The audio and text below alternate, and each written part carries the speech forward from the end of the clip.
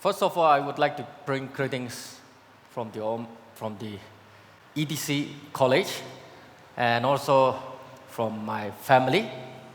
ꯑꯍꯥꯟꯕ ꯃꯛꯇꯗ ꯑꯩꯅ ꯏꯁꯣꯔꯒꯤ ꯃꯤꯡꯗ ETC ꯑꯃꯗꯤ ꯏꯁꯣꯔꯒꯤ ꯐꯦꯃꯤꯂꯤꯒꯤ ꯃꯥꯏꯀꯩꯗꯒꯤ ꯌꯥꯏꯐꯕꯒꯤ ꯄꯥꯎꯖꯦꯜ ꯑꯗꯨ ꯄꯨꯖꯔꯛꯂꯤ. Indeed, it's a privilege to come and speak to a church like this. ꯑꯁꯦꯡꯕꯃꯛꯀꯤꯗꯤ ꯃꯁꯤ ꯑꯩꯈꯣꯏꯒꯤꯗꯃꯛꯇꯗꯤ ꯌꯥꯝꯅ ꯂꯥꯏꯕꯛ ꯐꯕ ꯈꯨꯗꯣꯡꯆꯥꯕ ꯑꯃꯅꯤ ꯃꯐꯝꯁꯤꯗ ꯂꯥꯛꯑꯒ ꯏꯁꯣꯔꯒꯤ ꯃꯇꯥꯡꯗ ꯋꯥ ꯉꯥꯡꯕ ꯐꯪꯕꯁꯤ. As already introduced by our MCF president as well, that ETC comprised of various tribes and communities. ꯑꯩꯈꯣꯏꯒꯤ ꯄ꯭ꯔꯁꯤꯗꯦꯟꯅꯁꯨ ꯑꯩꯈꯣꯏꯒꯤ MCF ꯖꯣꯔꯍꯥꯠꯀꯤ ꯃꯇꯥꯡꯗ ꯐꯖꯅ ꯍꯥꯏꯕꯤꯈ꯭ꯔꯦ. ꯑꯩꯈꯣꯏ ꯇꯣꯉꯥꯟ ꯇꯣꯉꯥꯟꯕ ꯖꯥꯇꯤ ꯀꯌꯥꯝꯅ ꯄꯨꯟꯁꯤꯜꯂꯒ ꯁꯥꯏ ꯍꯥꯏꯕꯗꯨ. And by the grace of God, however and whatever the situation is in Manipur and in other places, we continue to embrace love and unity among us. And by the grace of God, we have lived together in peace and harmony. ꯀꯔꯤ ꯊꯣꯛꯅꯤꯡꯕ ꯊꯧꯗꯣꯛ ꯀꯌꯥ ꯑꯃ ꯊꯣꯛꯂꯒꯁꯨ ꯏꯔꯝꯗꯝ ꯃꯅꯤꯄꯨꯔꯁꯤꯗ ꯑꯩꯈꯣꯏ ꯑꯥꯗꯗꯤ ꯑꯩꯈꯣꯏ ꯏꯁꯣꯔꯒꯤ ꯊꯧꯖꯥꯜꯗꯒꯤ ꯑꯩꯈꯣꯏ ꯑꯃꯒ ꯅꯨꯡꯁꯤ ꯆꯥꯟꯅꯅ ꯑꯩꯈꯣꯏ ꯂꯩꯃꯤꯟꯅꯕꯗꯨ ꯐꯪꯉꯤ. And therefore, we want to continue to spread the news of unity and the news of love and the gospel of the message of living together in peace and harmony. ꯑꯗꯨꯅ ꯑꯩꯈꯣꯏꯅꯁꯨ ꯃꯌꯥꯝꯗ ꯑꯩꯈꯣꯏꯒꯤ ꯅꯨꯡꯁꯤꯕꯒꯤ ꯄꯥꯎꯖꯦꯜ ꯑꯄꯨꯟꯕꯒꯤ ꯄꯥꯎꯖꯦꯜ ꯑꯃꯒ ꯅꯨꯡꯁꯤꯅꯕꯒꯤ ꯄꯨꯟꯅ ꯂꯩꯃꯤꯟꯅꯕꯒꯤ ꯄꯥꯎꯖꯦꯜꯁꯦ ꯑꯩꯈꯣꯏꯅ ꯃꯌꯥꯝꯗꯁꯨ ꯑꯩꯈꯣꯏꯅ ꯁꯟꯗꯣꯛꯄ ꯄꯥꯝꯃꯤ. Before I go further, I have to tell one thing, and that is, first, know yourself, know who you are, know your identity as a person, as a community, and know your person, know yourself and your identity in Christ. ꯑꯩꯅ ꯃꯈꯥ ꯆꯠꯊꯖꯉꯩꯗ ꯑꯩꯅ ꯃꯌꯥꯝꯗ ꯈꯪꯍꯟꯅꯤꯡꯕꯗꯨꯗꯤ ꯑꯩ ꯏꯁꯥꯁꯦ ꯀꯅꯥꯅꯣ ꯀꯔꯤꯅꯣ ꯍꯥꯏꯕꯁꯦ ꯈꯪꯕ, ꯑꯩꯒꯤ ꯖꯥꯇꯤ ꯀꯔꯤꯅꯣ, ꯑꯩꯒꯤ ꯄꯨꯟꯁꯤꯁꯦ ꯀꯔꯤꯅꯣ, ꯑꯩꯁꯦ ꯀꯅꯥꯅꯣ ꯍꯥꯏꯅ ꯈꯪꯕꯁꯦ ꯁꯤꯗꯤ ꯑꯍꯥꯟꯕ ꯈꯣꯡꯊꯥꯡ ꯑꯣꯏꯒꯅꯤ. Because the Bible is very clear that unless you love your own family, you love your own community, it is also not possible for us to love our neighbors. ꯃꯔꯝꯗꯤ ꯕꯥꯏꯕꯜꯅ ꯇꯁꯦꯡꯅ ꯍꯥꯏꯕꯒꯨꯝꯅ ꯑꯩꯈꯣꯏꯅ ꯏꯁꯥꯕꯨ ꯑꯃꯗꯤ ꯏꯁꯥꯒꯤ ꯏꯃꯨꯡꯕꯨ ꯅꯨꯡꯁꯤꯗ꯭ꯔꯒꯗꯤ ꯑꯩꯈꯣꯏꯅ ꯀꯔꯝꯅ ꯑꯇꯣꯞꯄ ꯌꯨꯝꯂꯣꯟꯅꯕ ꯑꯇꯣꯞꯄ ꯃꯤꯁꯤꯡꯕꯨ ꯅꯨꯡꯁꯤꯒꯅꯤ. However, living together in peace and harmony and in justice is not an easy task for all of us. ꯑꯗꯨꯝ ꯑꯣꯏꯅꯃꯛ ꯍꯥꯏꯖꯔꯒꯁꯨ ꯑꯩꯈꯣꯏ ꯄꯨꯟꯅ ꯂꯩꯃꯤꯟꯅꯕ ꯍꯥꯏꯕꯁꯤꯗ ꯑꯩꯈꯣই ꯑꯆꯨꯝꯕ ꯇꯧꯔꯒ ꯄꯨꯟꯅ ꯑꯆꯨꯝꯕ ꯇꯧꯕꯗꯨꯗ ꯌꯨꯝꯐꯝ ꯑꯣꯏꯔꯒ ꯄꯨꯟꯅ ꯂꯩꯃꯤꯟꯅꯕ ꯍꯥꯏꯕꯁꯤ ꯑꯔꯥꯏꯕ ꯊꯕꯛ ꯑꯃꯗꯤ ꯅꯠꯇꯦ. Therefore, let us briefly see and deliberate together from the Word of God as to how the Word of God wants to encourage us. ꯑꯗꯨꯅ ꯑꯩꯈꯣꯏ ꯍꯧꯖꯤꯛ ꯉꯥꯏꯍꯥꯛꯇꯪ ꯑꯣꯏꯔꯕꯁꯨ ꯑꯩꯈꯣꯏ ꯏꯁꯣꯔꯒꯤ ꯋꯥꯍꯩꯗꯒꯤ ꯑꯩꯈꯣꯏ ꯄꯨꯟꯅ ꯀꯃꯥꯏꯅ ꯇꯧꯔꯒ ꯂꯩꯃꯤꯟꯅꯒꯗꯒꯦ ꯍꯥꯏꯕꯒꯤ ꯃꯇꯥꯡꯗ ꯑꯩꯈꯣꯏ ꯏꯁꯣꯔꯒꯤ ꯋꯥꯍꯩꯗꯒꯤ ꯑꯩꯈꯣꯏ ꯄꯨꯟꯅ ꯉꯥꯏꯍꯥꯛꯇꯪ ꯋꯥꯈꯜ ꯇꯥꯃꯤꯟꯅꯁꯤ.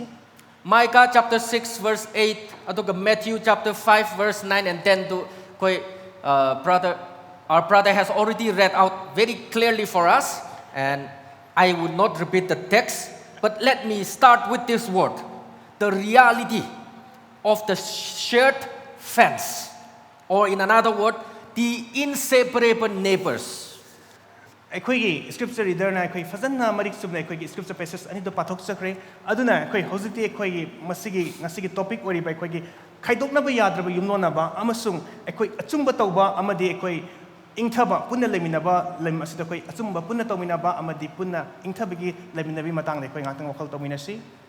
Whether any one of us is a Meitei, a Nagas, or communities, the Kukis, or whichever community we belong to, ꯑꯩꯈꯣꯏ ꯁꯤꯗ ꯂꯩꯔꯤꯕꯁꯦ ꯀꯅꯥꯒꯨꯝꯕꯅ ꯃꯩꯇꯩ ꯑꯣꯏꯔꯝꯕ ꯌꯥꯏ, ꯀꯅꯥꯒꯨꯝꯕꯅ ꯅꯥꯒꯥ ꯑꯣꯏꯔꯝꯕ ꯌꯥꯏ, ꯀꯅꯥꯅ ꯀꯨꯀꯤ ꯑꯣꯏꯔꯝꯕ ꯌꯥꯏ, ꯑꯣꯏꯅꯤꯡꯕ ꯑꯣꯏꯖꯁꯅꯨ. the hills, the valleys, the rivers, the air we breathe, the water we drink, the market we go to, we are bound by this reality. ꯂꯩꯔꯤꯕ ꯆꯤꯡ, ꯇꯝ, ꯇꯨꯔꯦꯟ, ꯄꯥꯠ, ꯑꯩꯈꯣꯏꯅ ꯁꯤꯖꯤꯟꯅꯔꯤꯕ ꯃꯥꯔꯀꯦꯠ, ꯃꯌꯥꯝ ꯄꯨꯟꯅ ꯁꯤꯖꯤꯟꯅꯔꯤꯕ ꯃꯥꯔꯀꯦꯠ ꯄꯨꯝꯅꯃꯛꯁꯤꯅ ꯇꯥꯛꯄꯗꯤ ꯑꯩꯈꯣꯏꯁꯦ ꯈꯥꯏꯗꯣꯛꯅꯕ ꯌꯥꯗ꯭ꯔꯕ ꯄꯨꯟꯅ ꯂꯩꯃꯤꯟꯅꯒꯅꯨ ꯍꯥꯏꯕꯗꯨ ꯑꯩꯈꯣꯏ ꯈꯪꯉꯤ. Acts chapter 17 verse 26, it says, God determined the times set for us and the exact places where we should live. Acts chapter 17 verse 26 ꯏꯁꯣꯔꯅ ꯑꯩꯈꯣꯏꯗ ꯃꯔꯤꯛ ꯆꯨꯝꯅ ꯍꯥꯏꯕꯤꯈ꯭ꯔꯦ ꯃꯗꯨꯗꯤ ꯑꯩꯈꯣꯏꯅ ꯀꯔꯝꯕ ꯃꯇꯝꯗ ꯑꯩꯈꯣꯏꯅ punna legani amadi karamba jaga da khoi punna legadabano kamaina legadabano habado khoi Acts chapter 17 gi verse 26 ta fazana iduna lai. Therefore, whether we like it or not, Aduna khoi pamusu pamdrabasu we living together is not an accident. Rather, God has definitely a purpose for us to live together in this manner. Aduna khoina pamusu pamdrabasu khoina laimina ba habase si hekta thopunate adu ishona khoida laiminaro haina ishona khoida plan to bikrabaduni. We definitely will be neighbors and forever be neighbors. Khoi huji khoi yumno na bo ori adu punchi supigi su dum khoi yumno na ba yumthang na bo oi bai. What we need to realize is the market today we go, after 10 years, 20 years, 100 years, our children and grandchildren will also go together in that same markets. Akoina khangadabdi ngasi akoina sinari ba khoi kaithel asi ngasi digi sahi taragi matungda kungi matungda so akoi isa isu singna su sinagani habase akoina khangadabani. Then how shall we live together is a question. Adudi akoi matau kram na khoi punna laiminagadage habase ngasi uhang amani. As already said, it is whether we like it or not, there is no option. We are stuck together as neighbors. Akoina han hai program akoina amaga lemina ba habase akoi thadok na ba yaroidaba masi asengma akoi adum leiragadaba pot amaduni. Therefore, we have two options, two choices options. The first one is a shared grave, where conflict eventually consumes everyone. Aduna hoje akoi de phiam ani khatang lai ahan phiam asina akoi ge mangpham punna leminaba mangpham onthokpa karam mangpham na gadi akoi last akoi sum leira ga akoi punna makse last mangpham de rotion ba. Killing one another, murdering one another, and all of us end together, consume one another, and end up in that same grave. Amaga hatnaraga sunaraga hojiki lari bai khoi gi mangpham de akoi pulap mangpham onthoka de rotion ba khoi gi punsi asi. Is that our choice and preference? If not, the second is our shared garden, where our differences makes the community stronger and more resilient. Aduna akoi masigi hana sunabido du pamdagadi akoi anisuba akoi gi option akoi anisuba option je kaino hagadi akoi shared garden e punna laiminaba laiko karamba laiko akoi punna amaga koi khangminaba amaga akoi support tongnaba nusina punna laiminaba du. Of course, today, being in a Rome church, it is one community dominated right now, but we wish that this kind of message is spread to every community regardless of the Meiteis and the Nagas and the Kukis, that every one of us come together to understand that the choice is never the grave. Rather, the choice is the garden, that we live together in peace and harmony and in a proper mutual understanding. Aduna koina hojiki leiriba film asida koina mangpham gi mahutta koina asing mamaki sigi romai church da koi punna romai amo ina koi punna lakmina leibugumna atop jaga da su atop mangpham da su maitai amo ina naga amo ina tokan jatu ina koi punna sumana leminaga nusna begi garden adugumba garden da koi punna tongan ba jati oraga punna lemina baduna aduna koi choice oigadabani. Unfortunately, because of the given situation today, and nobody can deny the fact that is going around, we see Meitei labels, we see Kuki labels, we see Naga labels, and we see from that kind of unwanted side of the picture. Adubo koi ngasi toiba kudong tiba awa ana hanas na bigi maram sna koi mi ama se level madi Kukini madi Meitei ni madi Nagani hai bigi ama sna koi se ngasi di koi tongan tarang lere. But Christ is calling us to see the imagote, or the image of God in others. Adubo Christian akoi da pambadi image of God imago day akoi je shogi mitam lorga semani shogi masak akoi da mina uraga semudong habato shona misingda kanganingi. In the college also, I used to tell the students in the classrooms and in any opportunity that I used to get, and I tell them, we see Hindu as our enemies. We see Muslim as our enemies.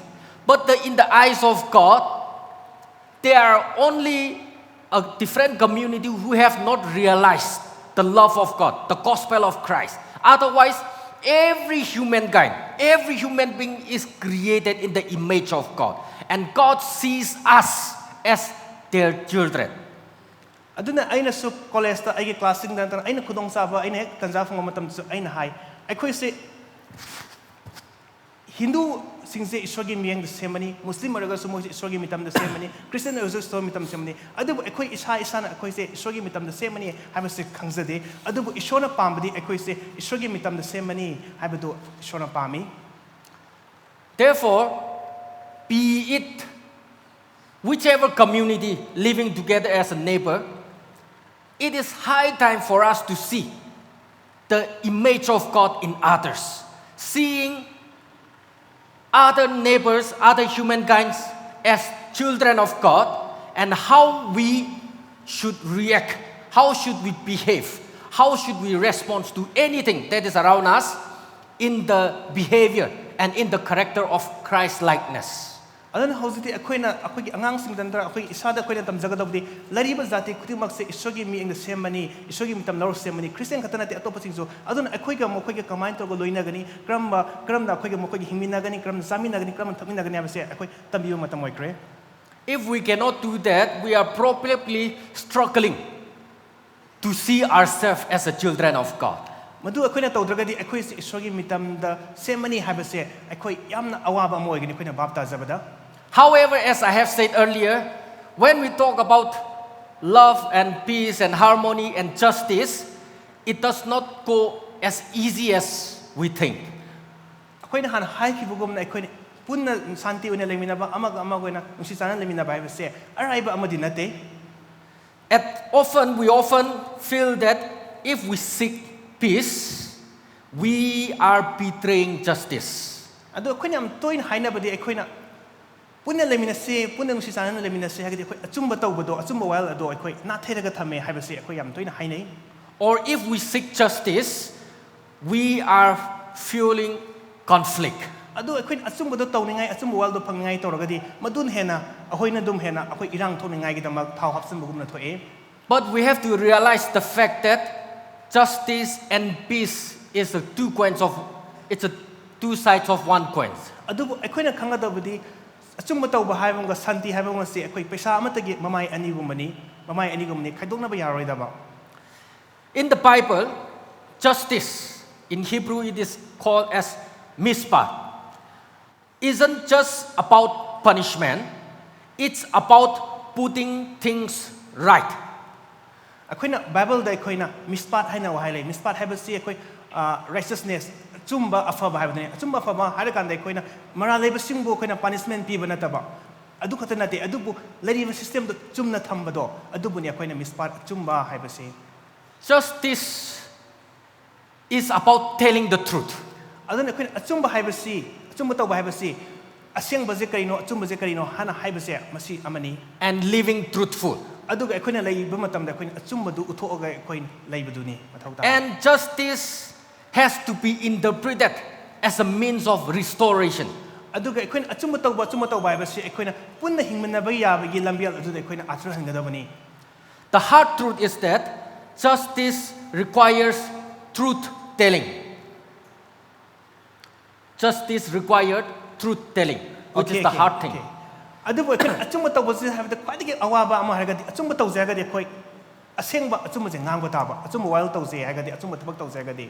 We cannot have a future if we hide the wounds of the past. Adu akoina haukrabagi nungaina daba awaba nungaina daba mayamdo amaga yengthinaba mayamdo akoi lotlaga akoi tungi miron da akoi achumba tawgani habadu di yararoi santi legani habadu yararoi. A Christian response to conflict is not to ignore the wrong, but to address it without becoming the very evil. Akoigi Christian ge miyang de akoi santi tawningai santi phangningai ta achumba tawningai habasida akoi aranba do akoi na thaise habanate adubu maduda akoi phangningai gi dam achumba tawbuduni. Most often this is where we misinterpret. When somebody is fighting and we ignore, thinking that we are doing a peaceful steps. Akoina yam tawba asoiba ama khak haragadi mi khanaraga akoina madugi waina thangdo koi pusandabida adum tumina leisalaga mokoi khatang tawraga santi oina leibaduni haina akoina khali. When somebody is doing wrong things and I do not want to involve in that wrong things to correct it, and I consider myself as I'm a peace-loving person. ꯑꯗꯨ ꯀꯅꯥꯒꯨꯝꯕ ꯑꯃꯅ ꯑꯔꯥꯟꯕ ꯇꯧꯔꯀꯥꯟꯗ ꯃꯥꯒꯤ ꯑꯔꯥꯟꯕ ꯇꯧꯕꯗꯨꯗ ꯑꯩꯈꯣꯏꯅ ꯁꯦꯝꯗꯣꯛꯄꯤꯗꯕ ꯅꯠꯇ꯭ꯔꯒꯅ ꯌꯥꯎꯁꯜꯂꯒ ꯆꯨꯝꯃꯤ ꯂꯥꯜꯂꯦ ꯍꯥꯏꯕꯤꯗꯕꯤꯗ ꯑꯩꯈꯣꯏ ꯏꯁꯥ ꯏꯇꯣꯝꯇ ꯇꯨꯃꯤꯟꯅ ꯂꯩꯖꯕꯁꯦ ꯃꯁꯤꯅ ꯑꯩꯈꯣꯏ ꯁꯥꯟꯇꯤ ꯄꯥꯝꯕꯅꯤ ꯁꯥꯟꯇꯤꯒꯤꯗꯃꯛ ꯇꯧꯕꯅꯤ ꯍꯥꯏꯅ ꯈꯜꯂꯤ. That cannot be considered as a peace-loving person or a peacemaker. ꯑꯗꯨꯃꯥꯏꯅ ꯇꯧꯕꯗꯨꯅ ꯑꯩꯈꯣꯏ ꯃꯤ ꯑꯗꯨꯕꯨ ꯑꯩꯈꯣꯏ ꯁꯥꯟꯇꯤ ꯄꯥꯝꯕ ꯅꯠꯇ꯭ꯔꯒꯅ ꯁꯥꯟꯇꯤꯒꯤ ꯑꯣꯏꯔꯛꯅꯤꯡꯉꯥꯏꯒꯤꯗꯃꯛ ꯁꯦꯝꯕ ꯃꯤꯁꯤꯡꯅꯤ ꯁꯥꯟꯇꯤꯒꯤ ꯄꯥꯎꯖꯦꯜ ꯄꯨꯕ ꯃꯤꯁꯤꯅꯤ ꯍꯥꯏꯕꯗꯤ ꯑꯩꯈꯣꯏ ꯌꯥꯔꯣꯏ. Standing for justice means standing for the vulnerable. ꯑꯩꯈꯣꯏꯅ ꯑꯆꯨꯝꯕꯒꯤꯗꯃꯛ ꯇꯧꯁꯤ ꯑꯆꯨꯝꯕꯒꯤꯗꯃꯛ ꯂꯦꯞꯁꯤ ꯍꯥꯏꯕꯁꯤ ꯑꯩꯈꯣꯏ ꯑꯣꯠꯄꯤ ꯅꯩꯕꯤꯔꯕ ꯆꯩꯊꯦꯡ ꯐꯪꯂꯕ ꯃꯤꯁꯤꯡꯒꯤꯗꯃꯛ ꯑꯋꯥꯕꯁꯤꯡꯒꯤꯗꯃꯛ ꯂꯦꯞꯄꯤꯕ ꯑꯗꯨꯅꯤ. And also standing for whichever community, whichever individuals that are being mistreated. ꯑꯗꯨꯅ ꯖꯥꯇꯤ ꯑꯣꯏꯅꯤꯡꯕ ꯑꯣꯏꯁꯅꯨ ꯃꯤ ꯑꯣꯏꯅꯤꯡꯕ ꯑꯣꯏꯁꯅꯨ ꯑꯩꯈꯣꯏꯅ ꯑꯆꯨꯝꯕꯒꯤꯗꯃꯛ ꯂꯦꯞꯄ ꯍꯥꯏꯕꯁꯦ ꯃꯁꯤ ꯑꯩꯈꯣꯏ ꯇꯧꯒꯗꯕꯅꯤ. Indeed, practicing righteousness is practicing justice. ꯑꯁꯦꯡꯕꯃꯛꯀꯤ ꯑꯆꯨꯝꯕ ꯇꯧꯕ ꯍꯥꯏꯕꯁꯤ ꯑꯩꯈꯣꯏ righteousness ꯙꯔꯃ ꯆꯦꯟꯕ ꯙꯔꯃ ꯂꯩꯕꯒꯤ ꯊꯕꯛ ꯑꯗꯨ ꯇꯧꯕꯗꯨꯅꯤ. And this righteousness in Hebrew it says zateka. ꯃꯁꯤꯒꯤ righteousness ꯙꯔꯃ ꯆꯦꯟꯕ ꯑꯆꯨꯝꯕꯁꯤ ꯑꯩꯈꯣꯏ Hebrew ꯂꯣꯟꯗ ꯑꯩꯈꯣꯏ zateka ꯍꯥꯏꯅ ꯍꯥꯏ. Where regardless of any community for that matter, standing up for the truth and speaking the truth and living the truth is what we call it somebody who is making the peace. ꯑꯗꯨꯅ ꯑꯩꯈꯣꯏꯒꯤ ꯉꯁꯥꯏꯒꯤ ꯑꯆꯨꯝꯕ ꯇꯧꯕ ꯍꯥꯏꯔꯒꯗꯤ ꯑꯩꯈꯣꯏ ꯃꯤꯗꯨꯅ ꯑꯣꯏꯅꯤꯡꯕ ꯖꯥꯇꯤ ꯑꯣꯏꯁꯅꯨ ꯀꯔꯥꯏ ꯖꯒꯥꯗꯤ ꯑꯣꯏꯅꯤꯡꯕ ꯑꯣꯏꯁꯅꯨ ꯑꯆꯨꯝꯕꯒꯤꯗꯃꯛ ꯑꯩꯈꯣꯏꯅ ꯉꯥꯡꯕꯤꯕ ꯅꯠꯇ꯭ꯔꯒ ꯑꯆꯨꯝꯕꯒꯤꯗꯃꯛ ꯑꯩꯈꯣꯏꯅ ꯍꯥꯏꯕꯤꯕ ꯑꯗꯨꯗꯨꯅ ꯑꯩꯈꯣꯏ ꯑꯆꯨꯝꯕ ꯇꯧꯕꯗꯨꯅꯤ ꯍꯥꯏꯕꯁꯤ ꯑꯩꯈꯣꯏꯅ ꯈꯪꯒꯗꯕꯅꯤ. Therefore, I want to conclude with these few points. While we are still trying to live in peace and harmony, and while we are still trying to promote the peace, we are also not ignoring the justice. ꯑꯗꯨꯅ ꯑꯩꯅ ꯍꯧꯖꯤꯛ ꯍꯥꯏꯖꯅꯤꯡꯕꯗ ꯂꯣꯏꯁꯤꯜꯂꯛꯄꯗ ꯑꯩꯅ ꯍꯥꯏꯖꯅꯤꯡꯕꯗꯤ ꯑꯩꯈꯣꯏꯅ ꯑꯆꯨꯝꯕ ꯇꯧꯔꯛꯅꯤꯡꯉꯥꯏ ꯍꯣꯠꯅꯕꯗ piece ꯄꯨꯔꯛꯅꯤꯡꯉꯥꯏ ꯍꯥꯏꯕꯗ ꯑꯩꯈꯣꯏꯅ ꯇꯧꯒꯗꯕꯁꯦ ꯑꯩꯈꯣꯏ ꯑꯔꯥꯟꯕꯁꯤꯡꯗꯣ ꯅꯥꯊꯩꯕ ꯅꯠꯇꯦ. This justice, in another word also, it's a repentance of narrative. Let me explain a little further. We must stop telling stories that dehumanize the other side. ꯑꯩꯈꯣꯏꯅ ꯃꯁꯤ ꯑꯆꯨꯝꯕ ꯇꯧꯕ ꯍꯥꯏꯕꯁꯤꯗ ꯑꯩꯈꯣꯏꯅ ꯃꯁꯤꯗ ꯑꯩꯈꯣꯏꯅ ꯈꯪꯒꯗꯕꯗꯤ ꯑꯩꯈꯣꯏꯅ ꯀꯅꯥꯒꯨꯝꯕ ꯅꯠꯇ꯭ꯔꯒ ꯀꯔꯤꯒꯨꯝꯕ ꯊꯧꯗꯣꯛ ꯑꯃ ꯊꯣꯛꯑꯀꯥꯟꯗ ꯑꯩꯈꯣꯏꯅ ꯋꯥꯔꯤ ꯂꯤꯔꯀꯥꯟꯗ ꯑꯩꯈꯣꯏ ꯃꯤꯒꯤ ꯄꯨꯟꯁꯤꯗꯨꯕꯨ ꯍꯥꯠꯄ ꯃꯤꯒꯤ ꯏꯖꯠ ꯍꯥꯠꯄ ꯅꯠꯇ꯭ꯔꯒ ꯃꯤꯒꯤ ꯄꯨꯟꯁꯤꯗꯨꯕꯨ ꯃꯥꯡꯍꯟꯅꯤꯡꯉꯥꯏ ꯃꯑꯣꯡꯗ ꯋꯥꯔꯤ ꯂꯤꯕꯗꯨ ꯅꯠꯇꯕ. James 3:6 is very clear that our tongue can be fire. Jamesकी Jacob chapter 3 verse 3-6 ꯇ ꯍꯥꯏ ꯑꯩꯈꯣꯏꯒꯤ ꯂꯩꯕ ꯂꯩꯁꯦ ꯃꯩꯒꯨꯝꯕꯅꯤ ꯍꯥꯏ. But in Proverbs chapter 12 verse 18 it says that our tongue can also be a healing. ꯑꯗꯨꯕꯨ ꯑꯩꯈꯣꯏꯒꯤ ꯄ꯭ꯔꯣꯚꯥꯕ ꯄꯥꯎꯔꯧꯒꯤ chapter 12 verse 8 ꯇꯁꯨ ꯑꯩꯈꯣꯏꯒꯤ ꯂꯩꯁꯤꯅ ꯑꯩꯈꯣꯏ healing ꯄꯨꯔꯛꯅꯤꯡꯉꯥꯏꯒꯤꯗꯃꯛ ꯏꯪꯊꯕ ꯅꯠꯇ꯭ꯔꯒ ꯑꯐꯕ ꯄꯨꯔꯛꯅꯤꯡꯉꯥꯏꯒꯤꯗꯃꯛ ꯁꯤꯖꯤꯟꯅꯕꯁꯨ ꯌꯥꯏ. Through our speech, through our representation in any social medias or whatever platform it might be, whether are we spreading fire or are we spreading healing is the question that I want to put for us in our hearts. ꯑꯗꯨꯅ ꯍꯧꯖꯤꯛꯀꯤ ꯋꯥꯍꯪꯗꯤ ꯑꯩꯈꯣꯏꯒꯤ ꯋꯥꯉꯥꯡ ꯁꯉꯥꯡ ꯃꯔꯨꯑꯣꯏꯅ ꯑꯩꯈꯣꯏꯒꯤ social ꯃꯦꯗꯤꯌꯥꯗ ꯑꯩꯈꯣꯏꯅ ꯏꯔꯤꯕ ꯑꯩꯈꯣꯏꯅ ꯊꯥꯒꯠꯂꯤꯕ ꯑꯩꯈꯣꯏꯅ ꯁꯤꯌꯔ ꯇꯧꯔꯤꯕ ꯃꯔꯛꯁꯤꯗ ꯑꯩꯈꯣꯏꯅ ꯀꯌꯥꯃꯛ ꯑꯩꯈꯣꯏꯅ ꯀꯔꯝꯕ ꯃꯑꯣꯡꯗ ꯁꯤꯖꯤꯟꯅꯔꯤꯒꯦ ꯑꯩꯈꯣꯏꯒꯤ ꯂꯩꯁꯤ ꯑꯩꯈꯣꯏꯒꯤ ꯋꯥꯈꯜꯂꯣꯟꯁꯤ ꯃꯩ ꯑꯣꯏꯅ ꯁꯤꯖꯤꯟꯅꯔꯤꯕ꯭ꯔꯥ ꯅꯠꯇ꯭ꯔꯒꯅ ꯑꯩꯈꯣꯏꯒꯤ ꯁꯣꯛꯑꯕꯁꯤꯡꯁꯦ ꯑꯩꯈꯣꯏ ꯐꯔꯛꯅꯤꯡꯉꯥꯏꯒꯤꯗꯃꯛ ꯑꯐꯕ ꯂꯝꯕꯤꯗ ꯑꯩꯈꯣꯏ ꯁꯤꯖꯤꯟꯅꯔꯤꯕ꯭ꯔꯥ. It is said that peace without justice is a lie. ꯑꯗꯨꯅ ꯑꯩꯈꯣꯏꯅ ꯈꯪꯒꯗꯕꯗꯤ ꯑꯩꯈꯣꯏꯅ ꯍꯥꯏꯒꯗꯕꯗꯤ ꯑꯆꯨꯝꯕ ꯁꯥꯟꯇꯤ ꯍꯥꯏꯕꯁꯤꯗ ꯑꯩꯈꯣꯏ ꯑꯆꯨꯝꯕ ꯊꯕꯛ ꯑꯆꯨꯝꯕ ꯇꯧꯕ ꯍꯥꯏꯕꯁꯤ ꯌꯥꯎꯗ꯭ꯔꯒꯗꯤ ꯃꯁꯤ ꯑꯣꯏꯗꯕ ꯉꯥꯡꯕꯅꯤ ꯅꯝꯊꯥꯛꯅꯤ. Also, justice without mercy is a desert, is a waste. ꯑꯗꯨꯝ ꯑꯣꯏꯅꯃꯛ ꯑꯩꯈꯣই ꯑꯆꯨꯝꯕ ꯇꯧꯕ ꯍꯥꯏꯕꯁꯤꯗ ꯑꯩꯈꯣꯏ ꯃꯤꯅꯨꯡꯁꯤ ꯌꯥꯎꯗ꯭ꯔꯒꯗꯤ ꯃꯗꯨꯁꯨ ꯑꯔꯦꯝꯕꯅꯤ. In that justice, when we are talking about the truth, in that truth, grace and mercy has to go hand in hand. ꯍꯧꯖꯤꯛꯀꯤ ꯍꯥꯏꯕ ꯑꯩꯈꯣꯏ ꯑꯆꯨꯝꯕ ꯇꯧꯕ ꯍꯥꯏꯕꯁꯤꯗ ꯑꯩꯈꯣꯏꯒꯤ ꯊꯧꯖꯥꯜ ꯑꯃꯗꯤ ꯑꯩꯈꯣꯏꯒꯤ ꯃꯤꯅꯨꯡꯁꯤꯁꯦ ꯄꯨꯟꯅ ꯆꯠꯃꯤꯟꯅꯒꯗꯕꯅꯤ. And therefore, today as we walk out of this church, we don't want to go out of this church as our side or one side. Rather, we walk back from this church as a shared community, as a shared land. ꯑꯗꯨꯅ ꯑꯩꯈꯣꯏꯅ ꯃꯁꯤꯒꯤ ꯁꯤꯡꯂꯨꯞꯁꯤꯗꯒꯤ ꯉꯁꯤꯒꯤ ꯄ꯭ꯔꯣꯒ꯭ꯔꯥꯝꯁꯦ ꯂꯣꯏꯔꯒ ꯊꯣꯛꯈꯤꯕ ꯃꯇꯝꯗ ꯑꯩ ꯏꯁꯥ ꯈꯛꯇꯪ ꯅꯠꯇꯅ ꯏꯁꯥ ꯈꯛꯇꯒꯤꯅꯦ ꯍꯥꯏꯕꯗꯨ ꯅꯠꯇꯅ ꯑꯩꯈꯣꯏꯁꯦ ꯄꯨꯟꯅ ꯂꯩꯃꯤꯟꯅꯕ ꯑꯩꯈꯣꯏꯁꯦ ꯄꯨꯟꯅ ꯉꯁꯥꯏꯒꯤ ꯃꯇꯝ ꯀꯩꯊꯦꯜ ꯑꯃꯗ ꯆꯥꯃꯤꯟꯅꯕ ꯅꯠꯇ꯭ꯔꯒ ꯂꯝ ꯑꯃꯗ ꯆꯤꯡ ꯄꯥꯠꯇꯨꯅ ꯄꯨꯟꯅ ꯂꯩꯃꯤꯟꯅꯕ ꯃꯤꯑꯣꯏ ꯑꯃꯅꯤ ꯈꯜꯂꯒ ꯑꯩꯈꯣꯏ ꯊꯣꯛꯈꯤꯕꯗꯨ ꯄꯥꯝꯃꯤ. As the verse in Matthew chapter 5 verse 9 says, "Blessed are the peacemaker, for they shall be called children of God." We have to notice the fact that it does not say only peace lover, but blessed are the peacemaker. And so just loving peace does not complete the justice and peace that we are talking about. But you and I, all of us has to be a peacemaker. Matthew chapter 5 verse 6 7 haibugumna aikoi ingthaba pambasing adu isrogi yapabani maramdi makhoi bu isrogi macha kaujagani haina haibugumna aikoi khudingmak se aikoi ingthaba pamba santi pamba adugumba santi gi paujin pu mi sing adu oigadabani. Therefore, I want to urge all of us this morning that as we move out of this church, let us go out as a peacemaker to this fractured and fragile world or the fragile community. Ngasi aina nolungna snawsang dain haizining muduni akoina singlupsigi akoina thokhi matabda akoi isa kudimak se akoi santigi paujin puba ingthaba pamba mioi adugumba ingthabi paujin puba mi sing adu akoi ngasi ki sarang nariba samasas da oiningai da akoi thokisi habasini aina mayam haizining mase. Let us all continue to promote peace and justice in our land, and may the peace and justice prevail in Manipur and beyond. Akoi hozik lariba iramda Manipur asida akoi santi hansala poishno ishogi nungsiba duna akoi ingthaba santi propoishno aduga athu matamda akoi santi leibadu oirasno habase hairaga haizage. Amen. Amen.